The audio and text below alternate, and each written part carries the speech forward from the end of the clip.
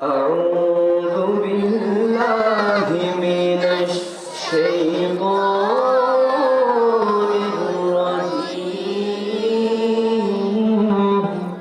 بسم الله الرحمن الرحيم يا أيها الذين آمنوا لا ترفعوا أصواتكم فوق صوت النبي একটা জবান বন্ধ রাখবেন না গো, একটা উচ্চ আওয়াজে বলেন না আল্লাহু আকবার। বন্ধুরে আমার, ও আমার শুভপুরের বাবারা, বন্ধুরা গো, আমি পবিত্র কালামুল্লাহ শরীফ থেকে সূরা হুজুরাতের একটি আয়াতে কারিমা তেলাওয়াত করেছি। আল্লাহ রাব্বুল আলামিন এই আয়াতে কারিমার মধ্যে কি বলেন? আল্লাহ রাব্বুল আলামিন এই আয়াতে কারিমার মধ্যে বলেন, ইয়া আইয়ুহাল্লাযীনা আমানু, যারা ঈমানদারগণ, ও আমার ঈমানদারেরা গো, তোমরা আমার নবীর কণ্ঠের উপর আওয়াজ তোলো না, বলেন না সুবহানাল্লাহ। ও বন্ধুরে আমার, আল্লাহ রাব্বুল আলামিন বলেছেন, এই কথা কিসের? এটা কোরআনের মাহফিল, এটা আদবের রক্ষা করতে হয় না? যারা এখনো বাইরে আছেন আমি অনুরোধ করবো ভিতরে আসেন, বসেন। মাহফিলকে এত কষ্ট করে যারা বছর সময় লাগিয়ে মাসের পর মাস শ্রম দিয়ে অর্থ দিয়ে এই মাহফিলকে সাজাইছেন, এই মাহফিলকে সাজানোর একটাই লক্ষ্য, সেটা হচ্ছে আমার মহান রব্বুল আলামিনকে খুশি করার জন্য। কথা বলেন ঠিক কিনা? তাই আমরা কেউ মাহফিলের আদব ভঙ্গ করব না। আমরা মাহফিলকে যতক্ষণ শুনবো মনোযোগ দিয়ে শুনবো, দিলের কান দিয়ে শুনবো। আল্লাহ রাব্বুল আলামিন বলেন, ও আমার বান্দারা, ও আমার ঈমানদারেরা গো, তোমরা আমার বন্ধু নবীর উপর তোমাদের কণ্ঠের আওয়াজ তোলো না। তোমরা আমার বন্ধুর উপরে কণ্ঠের আওয়াজ তোলো না। কেমন আওয়াজ তোলো না? আপনারা যেভাবে এখন মজলিসের মধ্যে আছেন, আমার নবী যখন মজলিসের মধ্যে বসতেন, আমার নবী যখন দরজ দিতেন, আমার নবী যখন সাহাবায়ে কেরাম নিয়ে বসতেন, সাহাবায়ে কেরাম যদি তাদের জরুরি কাজ হইতো উঠিয়া যাইতো, তাতে করে মাহফিলের পরিবেশটা ভঙ্গ হয়ে যাইতো, তাতে করে মাহফিলের পরিবেশটা অসৌন্দর্য হয়ে যাইতো। আমার আল্লাহ ডাক দিয়া কয়, হাবিব আপনি তাদেরকে বলিয়া দেন, ও ঈমানদারেরা গো, আমার আল্লাহ বলেছেন, আমার আল্লাহ রাব্বুল আলামিন বলেছেন, আমার আল্লাহর হাবিবের যখন অনুষ্ঠান হয়, আমার আল্লাহর হাবিবের যখন মাহফিল হয়, আমার আল্লাহর হাবিব যখন বক্তব্য দেয়, আমার আল্লাহর হাবিব যখন আলোচনা করে, তোমরা এখান থেকে উঠে যাইও না, তোমরা উঠাউঠি করিও না, তোমাদের কণ্ঠস্বরকে উচ্চ আওয়াজের মধ্যে তুলিও না। আদবটা শিক্ষা দিবেন কে? আর জোরে বলেন না কে? বন্ধুরে আমার মাহফিলের মধ্যে, আমার আলোচনার মধ্যে যদি এখন বাচ্চারা দুষ্টুমি করে, বাচ্চারা যদি কথা বলে, এই কথার জন্য মাহফিলের সৌন্দর্য ভঙ্গ হইতে পারে। তারপর আপনারা কি করবেন? এখানে একজন মুরব্বী ডাক দিয়া বলবে, আমার বাবা ডাক দিয়া বলবে, এই দুষ্টুমি করিস না, এই কথা বলিস না, এটা আমার আল্লাহর মাহফিল, এটাই আমার নবীর মাহফিল। নবীর মাহফিলে কখনো কথা বলা যায় না। যতক্ষণ থাকা হয় ততক্ষণ ইজ্জতের সাথে, সম্মানের সাথে, আদবের সাথে থাকতে হয়। সুতরাং বোঝা গেল, আপনি আমার আদব শিক্ষা দিলেন, আপনি অথবা আমি অথবা উনি। বন্ধুরে আমার আদব আপনি শিক্ষা দিলেন, মাহফিলের আদব আপনি শিক্ষা দিলেন। আর আমার নবীর দরবারটা কেমন দরবার, আমার নবীর দরবারটা কেমন দরবার, আমার নবীর জন্য আমি আপনি শিক্ষা দেই না।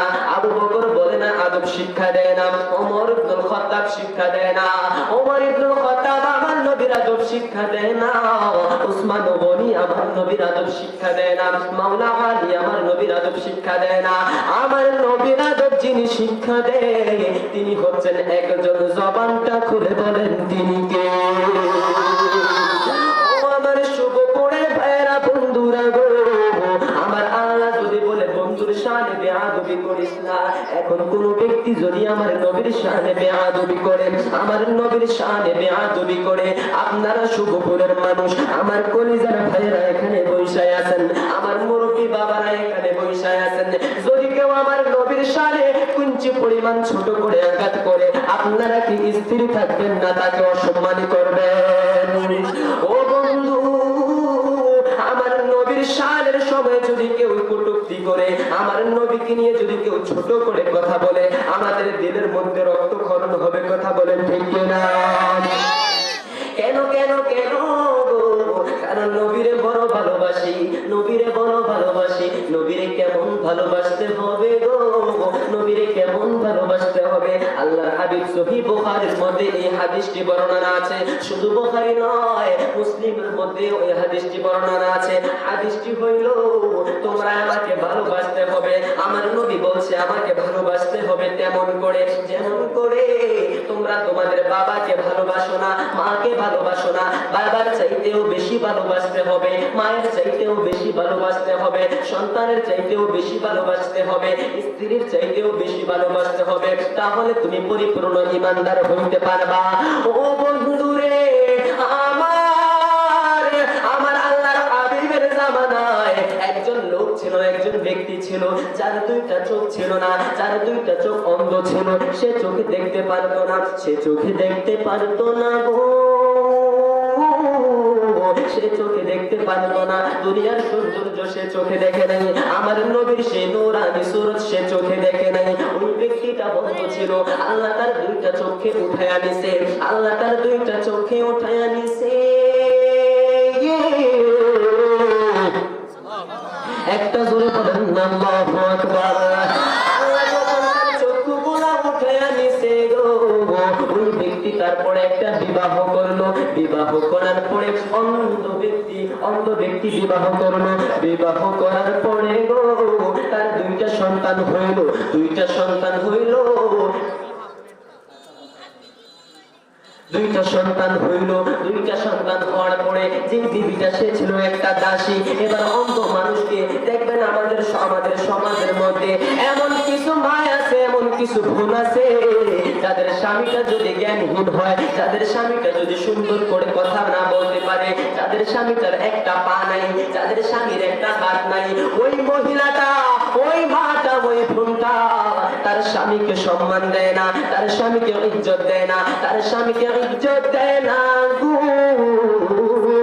অথচ ওই ব্যক্তিটা যদি জানতো, ওই ব্যক্তিটা যদি জানতো স্বামী কেমন জিনিস, স্বামী কেমন জিনিস, তাহলে যদি স্বামীর সারা শরীরে ফোড়া হয়ে ভরে যেত, ওই ফোড়া থেকে যদি রক্ত পুঁজ, দুর্গন্ধ পুঁজ বাইর হইতো, আরে স্বামী কেমন জিনিস ওই মহিলাটা যদি জানতো, ওই নারীটা যদি জানতো, তাহলে ওই স্বামীর শরীরের মাথা থেকে পায়ের তালু পর্যন্ত প্রত্যেকটা রক্তের প্রত্যেকটা পোজের মধ্যে তার জিহ্বা লাগায়া পরিষ্কার কইরা দিত। বলুন না সুবহানাল্লাহ।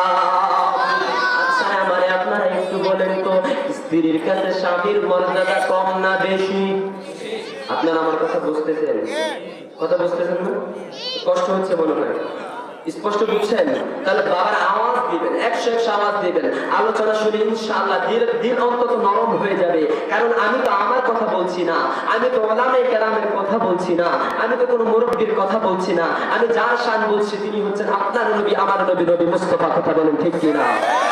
নবী মুস্তাফার শানের সময় 100% আওয়াজ লাগবে ইনশাআল্লাহ। পারবেন তো আপনারা দিতে? একবার হচ্ছে আওয়াজ বলেন ইনশাআল্লাহ। ও আমার শুভ পরে ভাইরা, বন্ধুরা, বাবারা গো, ও আমার বাবারা গো, ওই অন্ধ ব্যক্তিটা, আমি বলতেছিলাম সমাজের মধ্যে এমন কিছু মানুষ আছে যারা নিজের স্বামীকে সম্মান দেয় না, সম্মান দেয় না গো। আজকে আমি শুভপুরের মাহফিল থেকে বলে যাই, ও মা, ও বোন, আমি তোমাদের পায়ে হাত দিয়া বলি, পায়ে হাত দিয়া বলি, স্বামীর কোনোদিন অবহেলা করিও না।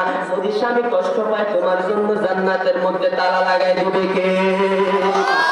আর যদি তোমার স্বামী খুশি হয় গো, তাহলে তোমার জান্নাতের তালা খুইলা দিবেন কে? একটা জবানও বন্ধ রাখবেন না গো, একটু উচ্চ আওয়াজে বলেন সর্বশক্তিমানকে।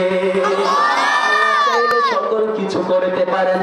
বন্ধুরে আমার, ও আমার মায়েরা, বোনেরা গো, নিজের স্বামীকে দিল থেকে মন থেকে সম্মান করিও, দিল দিয়ে মন দিয়ে সম্মান করিও। স্বামীর মতো নিয়ামত দুনিয়ার জমিনে আর কিছু নাই। তোমার স্বামী যদি তোমার উপর সন্তুষ্ট থাকে তাহলে তোমার দুনিয়ার মধ্যে আর কোনো চিন্তা নাই। ও বন্ধু,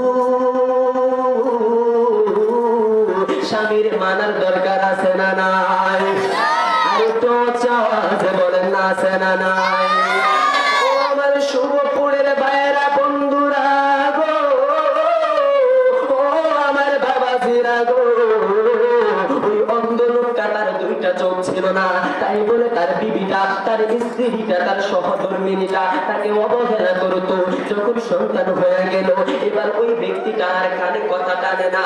আরে যা ইচ্ছা তা হোক, আমি তো স্বামী, আমারে কইলে কি আর না কইলে কি, আমারে কইলে কি আর না কইলে কি। ওই বিবিটা একদিন হঠাৎ কইরা, ওই বিবিটা একদিন হঠাৎ কইরা স্বামীরে ডাক দিল, স্বামী আপনি কি করতেছেন? স্বামী তখন মুখের মধ্যে নবী নবী নবী নবী নবী নবী নবী নবী নবী নবী বলে গো। সে হাতে নবী নবী করে, সে জবানে শুধু নবীরই চিনে, সে নবীরই চিনে, নবী ছাড়া আর কিচ্ছু বোঝে না, নবী নবী করে। এবার বিবি হঠাৎ করে ডাক দিয়া কয়, স্বামী রে আমার, ও আমার স্বামী, আপনি যে নবী নবী করেন আপনি জানেননি? কয় কি কি কি? কয় আপনি যে নবীর নাম করেন, নবীটা তো পাগল। বলেন না নাউজুবিল্লাহ, আর জোরে বলেন না নাউজুবিল্লাহ। ওই ব্যক্তিটা ডাক দিয়া কয়, স্বামী আপনার নবী তো পাগল। এবার স্বামী একটা ধমক দিল, ও বিবি রে, আমারে তুমি পাগল বলেছো, আমারে তুমি মন্দ বলেছো, আমি কষ্ট পাই নাই। আমারে তুমি খারাপ বলেছো, আমারে তুমি গালি দিয়েছো, আমি কষ্ট পাই নাই বিবি রে। কিন্তু আমি নবী মুস্তাফার, আমার নবীর মুস্তাফার শানে যদি একটা জবানও খুলছে বিবি, আমি স্ত্রী চিনব না, আমি সন্তান চিনব না, আমি তোকে ছেড়ে দিব, আর আমি নবী মুস্তাফার কদমের মধ্যে লুটায়া পড়বো। বলেন না সুবহানাল্লাহ। বাবারা, বন্ধুরা, নবীর প্রেম তো এমন হওয়া উচিত, নবীর প্রেম তো এমন হওয়া উচিত। নবীকে ভালোবাসলে মুখে চলবে না, কাজে প্রমাণ করতে হবে নবীরে কেমন ভালোবাসতে হবে। ওই অন্ধ সাহাবীটা রে, ওই অন্ধ সাহাবীটা গো, ওই বিবি সাবধান করে দিলাম, আর একটা বার যেন এই জবান থেকে আর এই বাক্যটা না আসে, একটা বার যেন এই জবান থেকে এই বাক্যটা না আসে। এবার বিবি চুপ হয়ে গেল। এবার দ্বিতীয় দিন আরেকদিন বলল, ও স্বামী রে আমার, আপনি যে নবী নবী করেন গো, আপনার নবী তো পাগল। এবার স্বামী কয়, খবরদার, আরেকটা বার যদি তুমি আমি নবীর সম্পর্কে, আমার নবীর সম্পর্কে একটা কথা বলো গো, আমি তুমি বিবিকে ছেড়ে দেব। এই কথা বলার পরে যখন ছাড়াছাড়ির কথা হয়ে যাবে, ছাড়াছাড়ির কথা হয়ে যাবে, এই কথাটা সাহাবে কেরামের কানের মধ্যে পৌঁছায় গেল। সাহাবে কেরাম এই কথাটা শুনতে পাইল। সাহাবে কেরাম ডাক দিয়া কয়, ও আমার নবীর অন্ধ সাহাবী রে,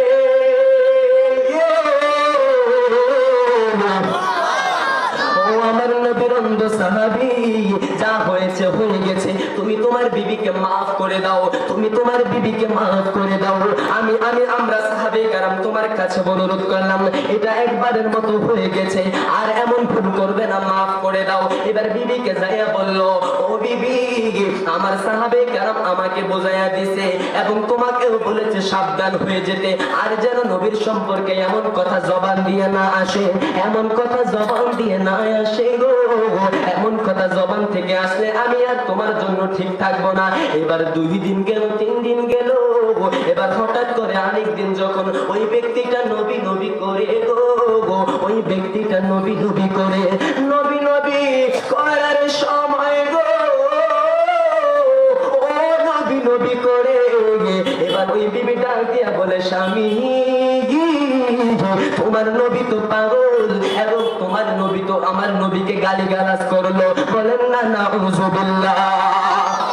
আমার নবীরে যখন গালি দিল গো, আমার নবীর যখন গালিগালাজ করলো, ওই স্বামী আরেকটা সেকেন্ডও দেরি করলো না, আরেকটা সেকেন্ডও দেরি করলো না, তালাক দিয়ে দিবে, ছেড়ে দিবে। কারণ নবীর মহব্বত তো এমন রাখা উচিত, কারণ নবী তো বলেছে নিজের জানের চাইতে, বিবির চাইতে, মায়ের চাইতে, বাবার চাইতে আমি নবীকে বেশি ভালোবাসতে হবে। বুখারী শরীফের মধ্যে হাদিসটা এসেছে, বাবার চাইতে, মায়ের চাইতে বেশি ভালোবাসতে হবে, সকল মানুষের চাইতে বেশি ভালোবাসতে হবে। আর ওই অন্ধ সাহাবীটা তালাক দিয়ে দিবে, ছেড়ে দিবে। যখন ছেড়ে দিবে এমন পর্যায়ে হঠাৎ করে একটা কথা মনে পড়লো, আরে আমি যদি এই বিবিটারে ছাইরা দেই, আমি যদি এই বিবিটারে ছাইরা দেই, এই বিবিটা আবার যাওয়ায় আবার আমার কাছ থেকে যাইয়া আমার নবীরে তো গালি দিব। আরে আমি আমার নবীর গালি কান দিয়া কেমনে শুনবো গো, এই কান দিয়ে আমি কেমনে শুনবো, আমি তো শুনতে পারবো না। যেমন কথা তেমন কাজে। এবার একটা সাবল লইয়া ফালাইছে, একটা সাবল লইছে, কয় বিবি যদি আরেকবার কথাটা কইতে আসে, ওই বিবিটা যদি আরেকবার কথা কইতে আসে, আমি কথা কম পড়ে আগে এখানে মার্ডার কইরা বানাবো। যেমন কথা তেমন কাজ। সাবলটা লইয়া বইসা গেছে। বিবিটা যখন আসছে, আরে আমি কি দিয়া বুঝাইতাম আমার শুভপুরের ভাইরা, বাবারা, বন্ধুরা গো, আমার নবীকে কেমন ভালোবাসাটা বাসছে, আমার নবীর কেমন ভালোবাসছে গো, আমার নবীর প্রেমটা তার মনে কেমনে কেমন ছিল। ওই ব্যক্তিটা যখন সামনে আসলো, ওই ব্যক্তিটা সামনে আসার পরে ওই বিবিটা যখন সামনে আসলো, শাবলটা লয়া তখন পেটের মধ্যে এমন একটা কূপ দিল, একটা কূপ দেওয়ার সাথে সাথে সে নিস্তেজ হয়ে মৃত্যুবরণ করে দিল। এবার তার নামে বিচার গেল, আমার নবীর কাঠগড়ার মধ্যে তার নামে বিচার গেল, তার বিচার করা হবে। আমার নবী তাকে ডাকলো, অন্ধ সাহাবীকে ডাকলো। অন্ধ সাহাবীকে ডাকার পরে অন্ধ সাহাবীটা তখন আমার নবীর দরবারে গেল। কষ্ট হইতেছে, শান্তি লাগে? বাজান মন দিকে দিলের কান দিয়ে শোনেন, এই কান দিয়ে শুনলে আপনি দুনিয়ার ভালোবাসা পাবেন, দুনিয়ার লোভ পাবেন। যখন দিলের কানটা লাগাই দিবেন তখন আমার নবীর মুস্তাফার প্রেম পাবেন। কথা বলেন ঠিক কিনা?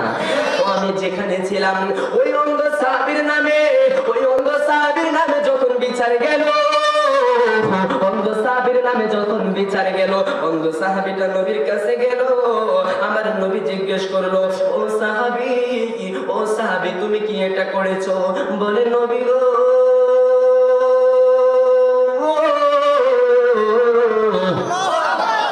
ও মায়ের নবী, ও প্রাণের নবী, আমি আপনার জবান থেকে শুনেছি কাল কিয়ামতের ময়দানে সূর্যটা যখন আমার মাথার উপরে থাকবে, আমার মাথার মগজগুলা টকবক করতে থাকবে গো, আমার মাথার মগজগুলা টকবক করতে থাকবে।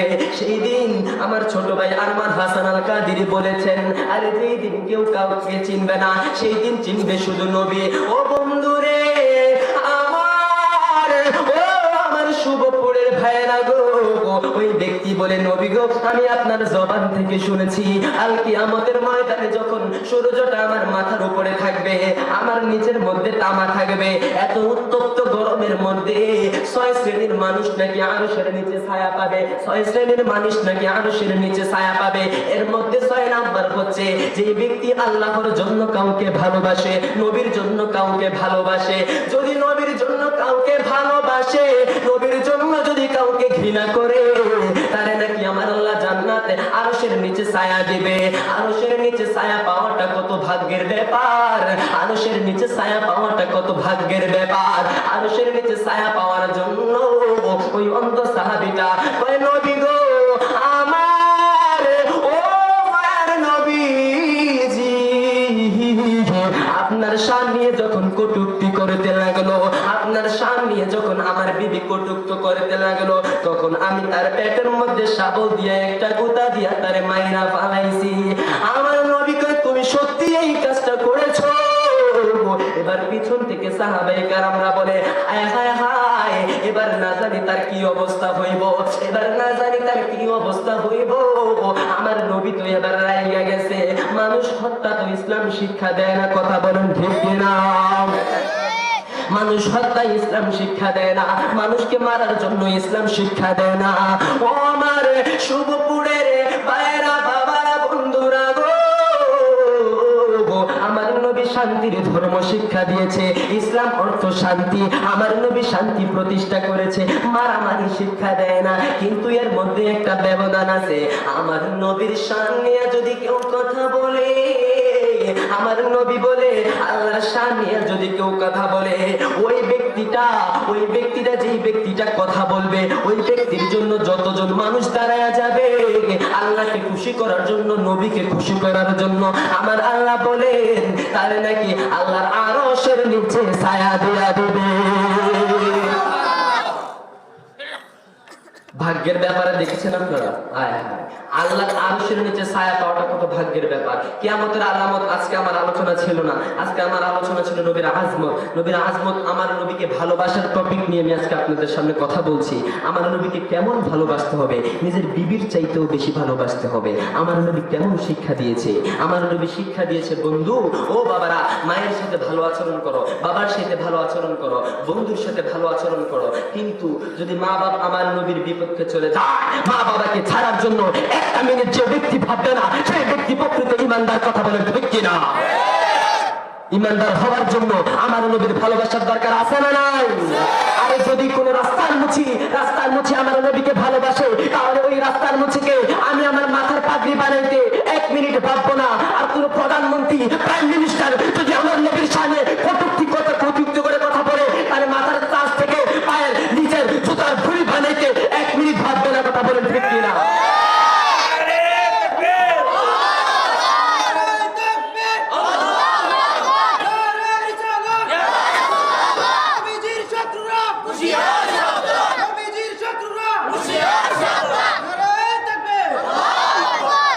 রসুল তোমায় ভালোবাসি, মন হৃদয় উজাড় করি।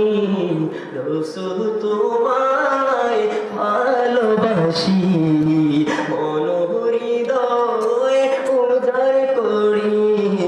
রসুল তোমায় ভালোবাসি, মন হৃদয় উজাড় করি।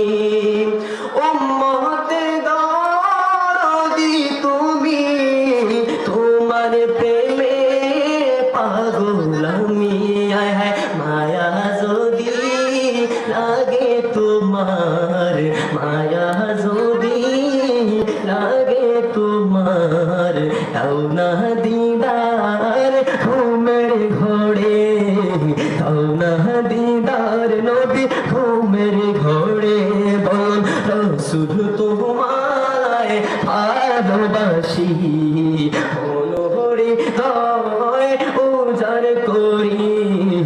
রসুল তোমায় ভালোবাসি, মন হৃদয় উজাড় করি। ও গো আমার মায়ার নবী, দেখিতে চাই তোমার প্রেমের ছবি। ও গো আমার মায়ার নবী, দেখিতে চাই তোমার প্রেমের ছবি। জন্ম আমার বাংলাদেশে, জন্ম আমার বাংলাদেশে। দেখেছো আমায় পাগল করে, দেখেছো আমায় পাগল করে।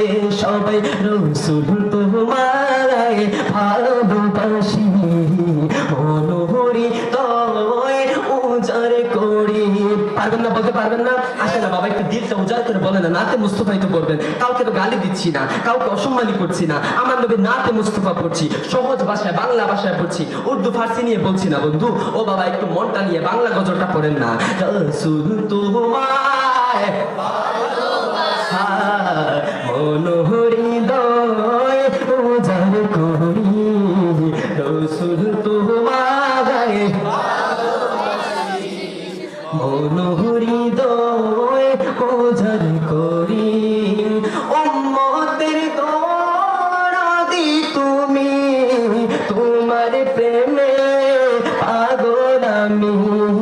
জন্ম আমার বাংলাদেশে, যদি মায়া তোমার লাগে নবী, দাও না দেখা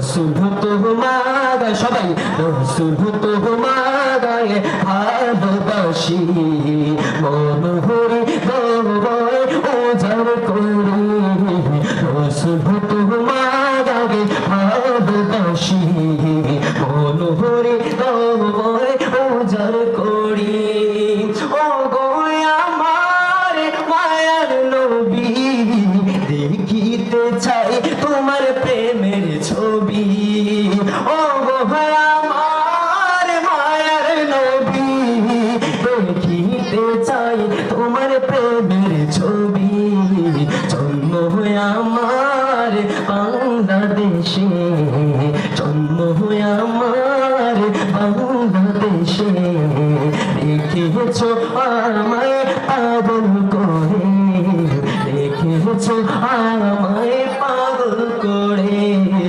রসুল তোমায় সবাই রসুল তোমায় ভালোবাসি মন হরে গয় উজার করি রসুল তোমায় ভালোবাসি মন হরে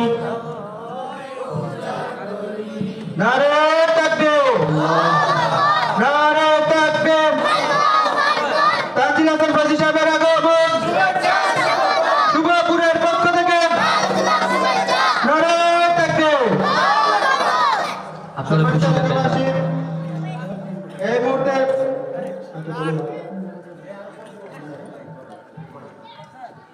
আপনারা খুশি না বেজান আমি মনে আপনাদেরকে কষ্ট দিয়ে বানাইতেছি নাকি বাজান কষ্ট দিতেছি যদি খুশি হয়ে থাকেন একবার উচ্চ আওয়াজ বলি আল্লাহু আকবার নারে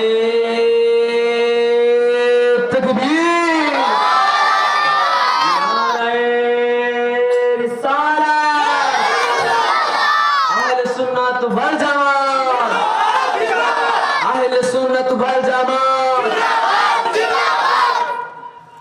সকলে বলে আলহামদুলিল্লাহ ও বন্ধু নাতে মুস্তাফা পড়েছে সবার ভালো লাগছে না এবার মনে হইতেছে না আমরা বসে ছোট বসে আছি ঠিক আছে ঠিক নাতে মুস্তাফা পড়লে তো দিল এমনিতেই শান্তি হয়ে যায় তাই না বন্ধুরে আমার আমি যেই ঘটনার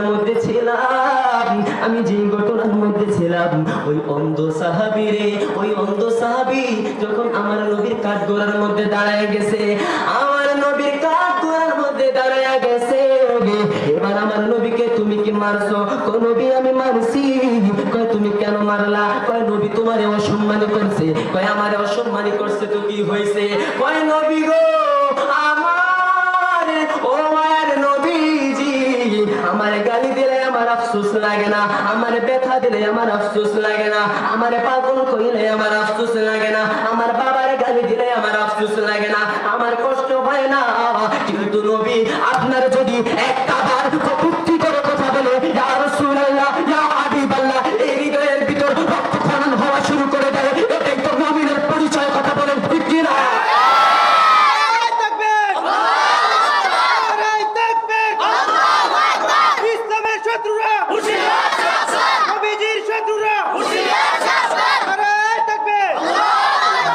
একটা জবান বন্ধ রাখবেন না গো একটু ঈমানি কণ্ঠে বলেন না আল্লাহু আকবার বন্ধুরে আমার ওই অন্ধ সাহাবীটা যখন কাঠগড়ায় দাঁড়াইলো এবার সাহাবীরা পিছন থেকে বলাবলি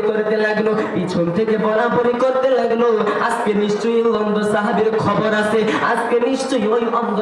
খবর আছে আমার নবী ডাক দিয়া কয় ও আমার সাহাবীরা রে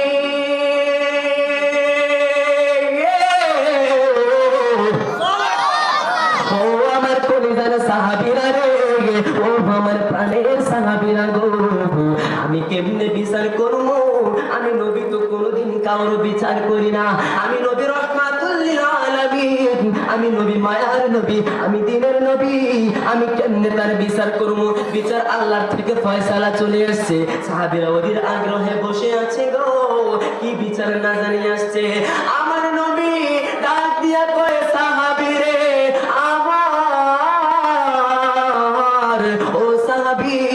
আমার আল্লাহ তার বিচার পাঠাইছে কেমন বিচার আমার আল্লাহকে ভালোবাসে ভালোবাসার জন্য, আমার নবীকে ভালোবেসে ওই ব্যক্তিটা যখন তার স্ত্রীকে মেরে ফেলছে, আর আমার আল্লাহ সাথে সাথে তার পিছের গুনাহগুলো পর্যন্ত মাফ করে দিয়েছে। বিচার করেছেন কে? নবীর প্রেমে জীবন দিলে লাভ না লস? আরো জোরে বলেন, লস না লাভ? তাহলে নবীর প্রেমে জীবন দিতে প্রস্তুত তো আমরা? যদি এই স্টেজের মধ্যে, এই মাইকের সামনে কেউ যদি আমার নবীর শানকে ছোট করে কথা বলতে চায়, আমার নবীর শানকে ছোট করে কথা বলতে চায়, আমি এই দিলে আকীদা রাখি, আমি এই দিলে বিশ্বাস রাখি, আমার এই শুভপুর জমিনের আমার এই বাবারা, আমার এই মুরব্বীরা, আমার যুবক ভাইয়েরা, আমার চাকরা যুবকরা, তাদের হৃদয়ে এখনো নবীর প্রেম, এখনো নবীর প্রেম জিন্দায় আছে, আল্লাহর একত্ববাদের তাওহীদ জিন্দায় আছে। এই স্টেজে কখনো আমার নবীর শানে কটূক্তি কথা বললে তারা ছেড়ে কথা বলবে না। কথা বলেন ঠিক কিনা? ছেড়ে দিবেন? ছেড়ে দিবেন? নবীর শানে ছোট করলে ছেড়ে দিবেন? ও বন্ধুরে, আমার একজন সাহাবী আমার নবীর দরবারে আসছে। আমার নবী কেমন মায়ার নবী, আমার নবী কেমন দয়ার নবী, আমার নবী কেমন দয়ার নবী। এখানে আমাদেরকে আল্লাহ কত রঙের বানাইছে, একজনকে কালো বানাইছে, আরেকজনকে ধলা বানাইছে, একজনকে সুন্দর বানাইছে, আরেকজনকে কালো বানাইছে। আল্লাহ যাকে যেমনি মনে চাইছে তাকে তেমনি বানাইছে। অনেক বছর আগে একটা রোগ ছিল, বসন্তের রোগ, চিনেননি? এই যে শরীরে ক্ষুদ্র ক্ষুদ্র আপনারা চিনেননি? মুরব্বীরা চিনবে, পোলা হয়তো আমাদের মতো যারা ছোট নাও চিনতে পারে, মুরব্বীরা চিনবে। বন্ধুরে আমার একজন ব্যক্তি ওই বসন্তের রোগে আক্রান্ত ছিল, বসন্তের রোগে আক্রান্ত ছিল। তার শরীরটার মধ্যে, চেহারাটার মধ্যে ক্ষুদ্র ক্ষুদ্র চিহ্ন হয়ে গেছে। ওই ক্ষুদ্র ক্ষুদ্র চিহ্নের কারণে তার চেহারাটা ভালো লাগছে না, বিশ্রী লাগছে। আমার নবীর দরবারে একবার এসে কয়, নবী গো,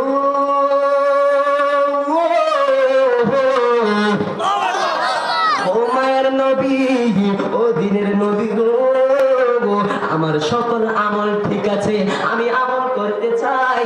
নবী, আমি আপনার পিছনে নামাজ পড়ি, আমি মসজিদের মধ্যে ঠিকঠাক মতো আসি, আমি আল্লাহর জিকির করি, আপনার দুরূদ শরীফ পড়ি। নবী, আমি আমলের মধ্যে ঠিক থাকি, কিন্তু নবী গো, ও আমার নবী গো, আমার সকল আমলের মধ্যে ঠিক আছে, কিন্তু একটা আমলের দিকে আমি পরিপূর্ণ নয়, একটা আমলের মধ্যে আমি পরিপূর্ণ নয়। বাবারা, মনোযোগটা আপনারা সরাইয়া বানাইতেছেন, আমি দেখতেছি, মনোযোগটা আমার দিকে দেন, আমার দিকে না দেন, কথার দিকে দেন। কথাটা আমি আমার কথা বলছি না, আমি হুজুরের কথা বলছি না, আমি যার কথা বলছি তিনি হচ্ছেন দু জাহানের বাদশা নবী রাহমাতুল লিল আলামিন। ও বন্ধু, আমার নবীর শানটা দিলের কানটা লাগাইয়া শুনেন, আমার নবীর শান কত সুন্দর। বন্ধুরে আমার, ও আমার শুভপুরের পায়রা গো, ওই ব্যক্তিটা এই শাকে নবী গো, ও নবী, আমার চেহারাটা বিশ্রী, আমি সকল আমলে ঠিক আছি, কিন্তু একটা আমলে আমি অপূর্ণ, একটা আমল আমার পরিপূর্ণ হইতে পারে না। আমার নবী কয়, কি কি কি? ওই নবী যখন প্রশ্ন করলো কি, ওই ব্যক্তি চোখ দিয়া টপ টপ করে পানি ছাড়তে লাগলো, চোখগুলা ভিজে গেল। আমার নবী ডাক দিয়া কে, তুমি কান্দো কেন? তোমার চোখে কেন পানি? তুমি কেন কান্না করো? তোমার চোখে কেন পানি? আমার নবীরে ডাক দিয়া কয়, নবী গো, আমার এমন একটা রোগ দিছে গো, আমার চেহারাটা বড় বিশ্রী হয়ে গেছে, আমার চেহারাটা ক্ষুদ্র ক্ষুদ্র হয়ে গেছে, আমার চেহারাটা কেমন জানি হয়ে গেছে। নবী গো, আমি আমলে ঠিক আছি, কিন্তু আমি বিবাহ করতে চাই, আমার তো কেউ পছন্দ করে না। বলেন তো, কালো বানায় কে? খারাপ বানায় কে? ভালো বানায় কে?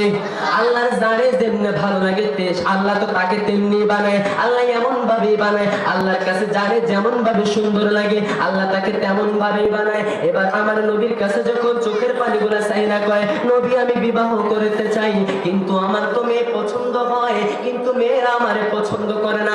আমার নবী তখন কিছুক্ষণ চুপ রইলেন, এবার ভাবতে লাগলেন কি করা যায়। এবার আমার নবী বলল, একটা কাগজ দাও।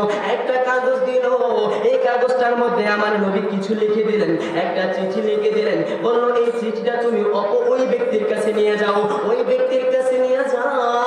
ওই ব্যক্তিটার কাছে যখন ওই বসন্ত রোগের আক্রান্ত ব্যক্তিটা যখন নিয়ে গেল, ও বাবা, কথা বলিও না, কথা বলতে পারবা, কথা বলতে পারবা। এই মাহফিলের পরে মাহফিল বছরে একবার আসে, প্রতিদিন তোমার জন্য নিয়ে আসে না, প্রতি সপ্তাহে তোমার জন্য এই মাহফিল নিয়ে আসে না। মাহফিল আসে বছরে একটা দিন নিয়ে, আমাদের জন্য আনন্দের দিন, আমাদের ঈমান তাজা করার দিন, আমাদের ঈমানকে তাজা করার জন্য এই মাহফিল বছরে একটাবারে এই এলাকাবাসী মুরব্বী আপনারা সাজান। কেন সাজান? কারণ আমাদের ঈমানের মধ্যে যদি কোনো ঘাটতি পড়ে যায়, যদি আমরা কিছু আলেমের মুখ থেকে কিছু বয়ান শুনি, ওই বয়ানগুলো শুনে যেন আমাদের ঈমানটা আবার তাজা হয়ে যায়, এই ঈমানটা, এই কলবটা যেন মরে না যায়। ও বন্ধু, এই কলবটা জিন্দা করার জন্য, এই কলবটা মরে যায় তখন যখন বান্দা আল্লাহর জিকির ছেড়ে দেয়, আল্লাহর জিকির যখন করে এই কলবটা আবার জিন্দা হয়ে যায়। আচ্ছা বলেন তো, আমরা জিকির করছি নি? আমরা জিকির করেছি। কেন করেছি? কারণ মাহফিলের সৌন্দর্য হচ্ছে দুরুদ আর জিকির। আমি যে ঘটনার মধ্যে ছিলাম, আমার নবী চিঠিটা লেখা দিল, এই চিঠিটা নিয়ে ওই ব্যক্তি একটা ধনাঢ্য ব্যক্তির কাছে গেল, একটা ধনী মানুষের কাছে গেল।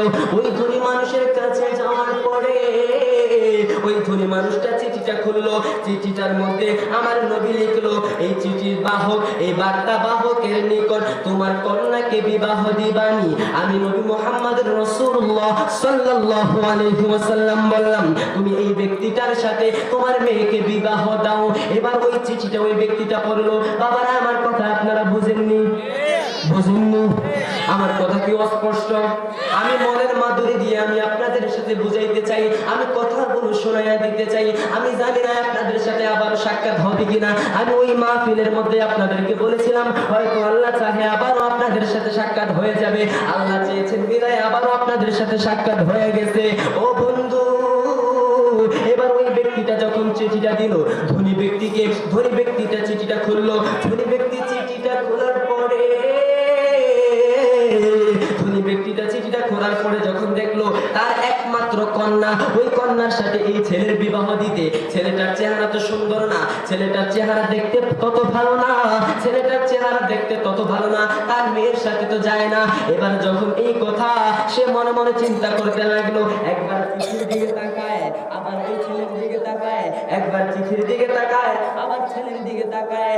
ওই ধনী ব্যক্তি ডাক দিয়া বলে, আরে আমার মেয়ে কত সুন্দরী, আমার মেয়ে কত রূপবতী, তোমার সাথে তো আমার মেয়ের যায় না, তোমার সাথে তো আমার মেয়ের যায় না, আমার মেয়ের জীবনটাই আমি কেমনে নষ্ট কইরা দিব।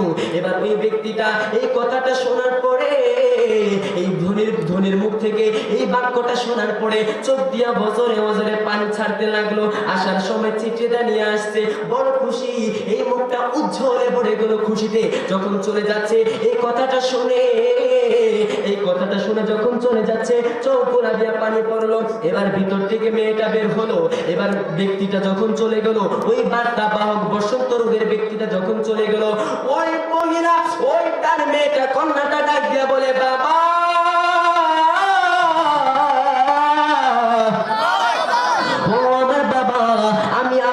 ঘর থেকে কোনোদিন কাউকে চোখের মধ্যে পানি দেখে বের হইতে দেখি নাই, পানি বের হইছে এমন তো অবস্থায় আমি কোনো ব্যক্তিকে বের হইয়া যাইতে দেখি নাই।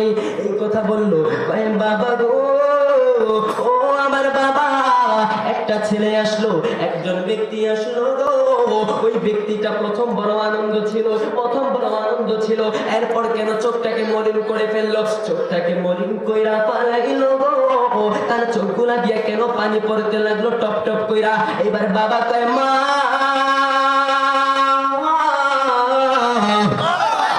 ও মা, তোমার জন্য কত ধনীর ব্যক্তি বাড়ি থেকে, কত ধনীর ছেলে বিবাহের প্রস্তাব নিয়ে আমার কাছে আসে, কত ধনীর ছেলে বিবাহের প্রস্তাব নিয়ে আমার কাছে আসে। আমি বিয়ে দেই না, আমি বিবাহ দেই না, আমি চাই আরো ভালো ছেলে। ও মা গো, মা, ও আমার কন্যা গো, এই ছেলেটার মুখের অবস্থা তত ভালো না, ছেলেটা গরিব শরীফে। ও মা, ছেলেটা তোমার জন্য আমার নবীর পক্ষ হইতে বিবাহের প্রস্তাব এনেছিল, আমার নবী তাকে দিয়া পাঠিয়েছিল।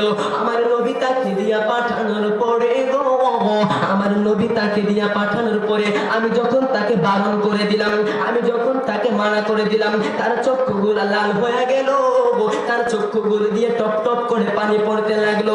মেয়ে ডাক দিয়া কয়, বাবা, ও আর বাবা গো, তুমি কি করলা, তুমি কি করলা? ও বাবা, আমার বিবাহর ঘটকগিরি, আমার বিবাহর প্রস্তাব দুনিয়ার পাঠায় নাই, দুনিয়ার কোনো ব্যক্তি পাঠায় নাই, আল্লাহর আরশ আজিমের বন্ধু, আল্লাহর বন্ধু হাবিবুল্লাহ নবী রাহমাতুল লিল আলামিন পাঠাইছে। ও বাবা, এই ব্যক্তিটারে যে তুমি ফিরাইয়া দিলা, এই ব্যক্তিটারে তুমি যদি ফিরাইয়া দিলা, এই ব্যক্তিটা নবীর কাছে যদি যাইয়া কয়, নবী গো, ও নবী গো, ও মায়ের নবী, আমার তারা বিদায় কইরা দিছে, এই কথা যদি নবী শুনতে পায়, আমার নবীর কথাকে তুমি প্রত্যাখ্যান করেছো, আমার নবীর কথাকে তুমি বাতিল করে দিয়েছো, আমার নবী যদি কষ্ট পায়, বাবা তুমিও ধ্বংস হয়ে যাইবা, আমি নিজেও কন্যা ধ্বংস হয়ে যাইব। আরে কেমন মেয়ে গো, কেমন মেয়ে, তার রূপের অহংকার সে নিজে করে নাই। বাবা বলে, মা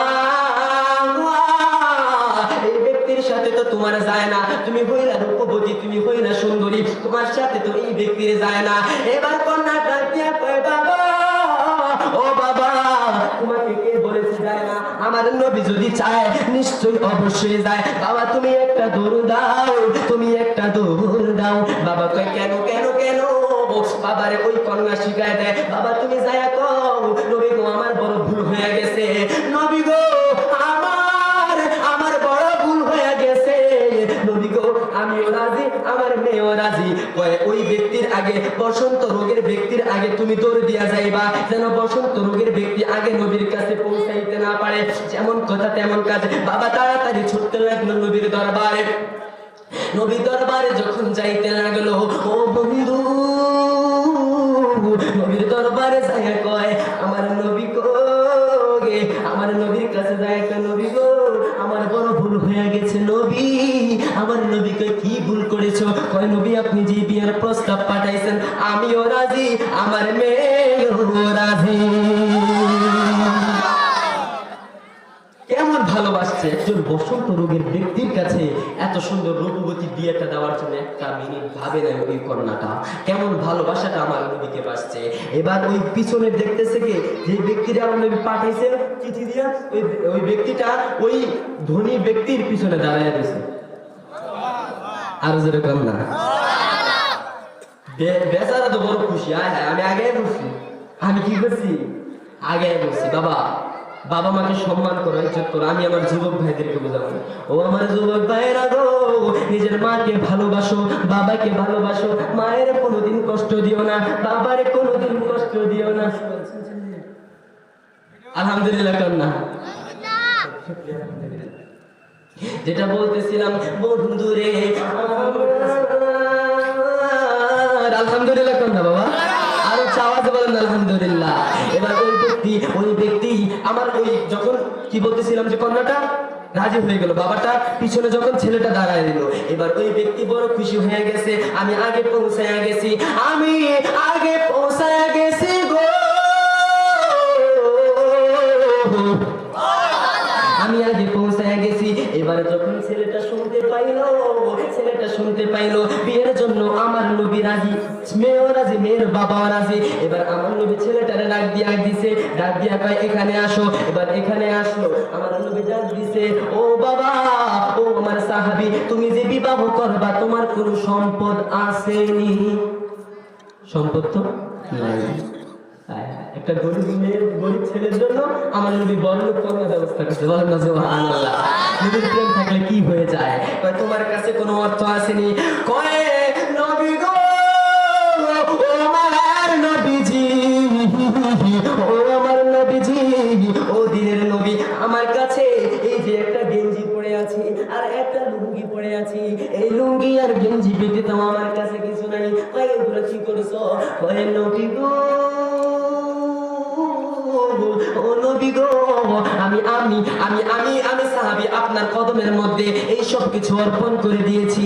এবার অন্য সাহাবী ডাক দিয়ে বলে, নবী গো, ও নবী গো, আপনার সাহাবীর অর্থ নাই, তাতে কোনো সমস্যা নেই, তাতে কোনো সমস্যা নেই, আমরা তো আছি, আমরা তার বিবাহের ব্যবস্থা করে দেব। বাবা আমি আর বেশিক্ষণ কাটাবো না, হুজুরকে বসায় রাখছি, বেয়াদবি নেবেন না হুজুর, বেয়াদবি নেবেন না, একটু সময় আমি এখনই শেষ করে দিব। ও বন্ধু, আমি ঘটনাটা শেষ করে দিব। যেটা বলতেছিলাম, ওই ব্যক্তিকে যখন জিজ্ঞেস করলো অর্থ সম্পদ আসেনি, ব্যক্তি কয়, না না আমার কাছে কোনো অর্থ সম্পদ নাই। এবার কি করবে? পাশে থেকে সাহাবীরা ডাক দিয়া বলে, ও বাবা জি, ও আমার বাবাজি, ও আমার বাবাজি, আমার নবীকে সাহাবী তুমি টেনশন করিও না। পাশ থেকে সাহাবীরা বলতেছে নবী আমি দিমু, এক আমি এত দিমু, এক আমি এত দিমু, এক আমি এত দিমু। একজন কিরা দিতে দিতে এতগুলো অর্থ সম্পদ জমা গেছে। এবার আমার নবী ডাক দিয়ে কয় এই অর্থগুলো নিয়ে যাও, মেয়ের জন্য কিছু কেনাকাটা করো। ওই ব্যক্তি বড় খুশি, বড় খুশি, বড় আনন্দ নিয়ে ওই অর্থগুলো নিয়ে বাজারে গেল, মার্কেটের মধ্যে গেল, মার্কেটের মধ্যে কেনাকাটা করবে, মার্কেটের মধ্যে কেনাকাটা করবে। মার্কেটে কেনাকাটা করার সময় হঠাৎ কইরা একটা আওয়াজ আইলো গো, আওয়াজটা ছিল হাইয়া আলাল জিহাদ।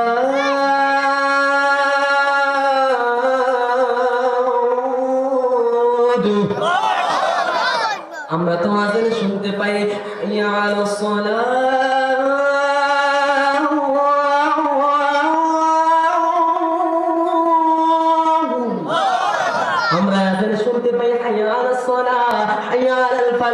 কিন্তু ওই ব্যক্তি শুনতে পাইল হাইয়া আলাল জিহাদ, হাইয়া আলাল জিহাদ, মানে যুদ্ধের জন্য আহ্বান করেছে।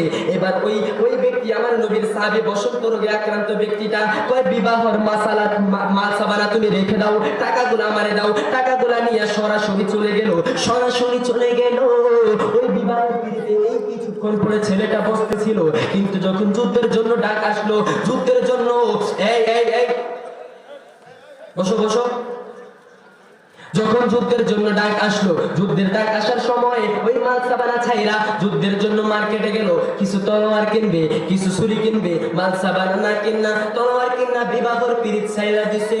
বিবাহর পিরিত ছাইরা তলোয়ার নিয়ে আমার নবীর যখন হাইয়া আলাল জিহাদ বলে ডাক দিল, আমার নবীর পক্ষ থেকে যখন জিহাদের কথা আসলো, এবার ওই ব্যক্তি সরাসরি যুদ্ধের ময়দানে চলে গেল। যুদ্ধের ময়দানে যাওয়ার পরে যুদ্ধের ময়দানে যাওয়ার পরে শুনতে পাইলো আমার নবী তো ওই ব্যক্তিরা আর দেখে না, আসে না কেন, আসে না কেন। এবার হঠাৎ করে দেখতে পাইলো যুদ্ধ শেষ। যুদ্ধ শেষের পরে দেখতেছে একটা লাশ পড়ে আছে। আমার নবী চায়া দেখে গো, যে ব্যক্তিটা কিছুক্ষণ পরে বিবাহের পিড়িতে বসতেছিল, বিবাহের পিড়িতে বসতো, ওই ব্যক্তিটা এখন আমার আল্লাহর জন্য শহীদ হয়ে গেছে।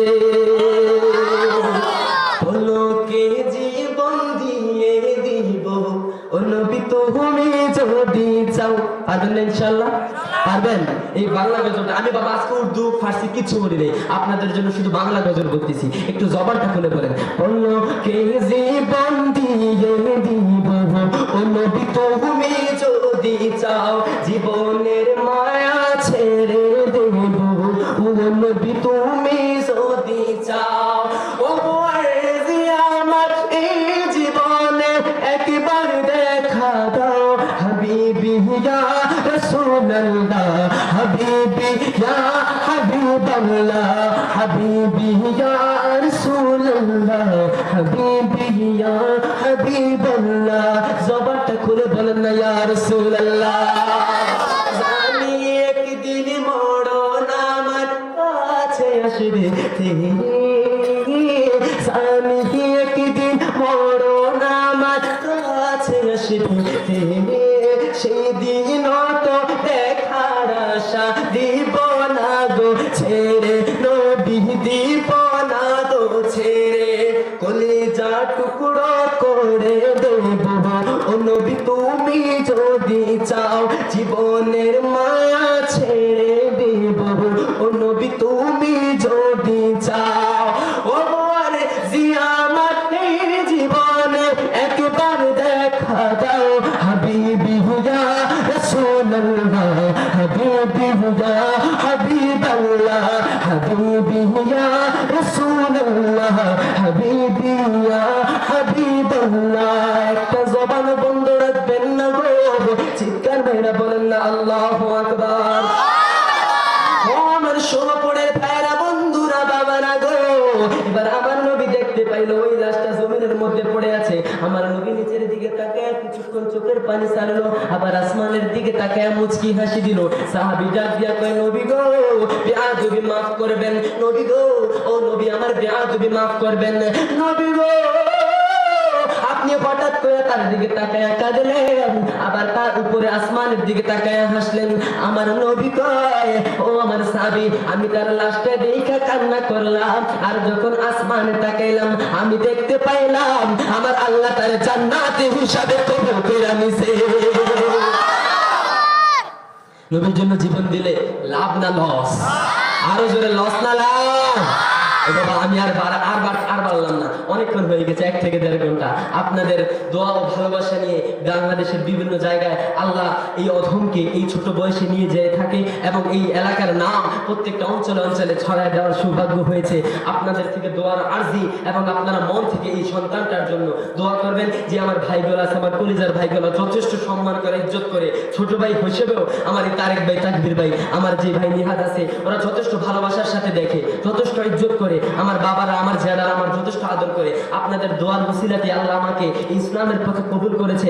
আমি একটা আরজি রাখবো আপনাদের নিকট, আপনারা আমার উপর রাগ অভিমান বাদ দিয়ে আমাকে ভালোবাসার নজরে দেখে আমার জন্য দোয়া করবেন ইনশাআল্লাহ। ইনশাআল্লাহ, সবাই হাত তুলে বলেন ইনশাআল্লাহ। আজকে অত্যন্ত খুশি, আমি অত্যন্ত খুশি আপনাদেরকে এত সুন্দর করে আমি বসতে দেখতে পারবো, আমি কখন কল্পনা করিনি। আপনারা যথেষ্ট সম্মানের সাথে, আদবের সাথে বসেছেন। আমি দোয়া করি আল্লাহ যেন আপনাদের এই হাজিরকে কবুল এবং মঞ্জুর করুক, সকলে বলি আমিন।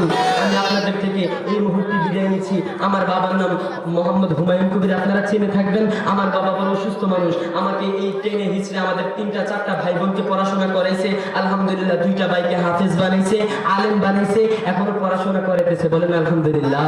ও বাবা, আমার বাবা আমাদেরকে ইঞ্জিনিয়ার বানায় নাই, আমার বাবা আমাদেরকে ডাক্তার বানায় নাই, চাইলে পারতেন বানাইতে, কিন্তু আমার বাবা বলেছে আমি যখন মরে যাব আমার কবরটার সামনে ইঞ্জিনিয়ার কখনো সূরা ফাতিহা পড়তে পারবে না, আমার কবরটার সামনে ইঞ্জিনিয়ার কখনো সূরা ইখলাস পড়তে পারবে না। যদি আমার একটা সন্তান আমি আলেম বানায় যাইতে পারি, আমি যদি মরে যাই,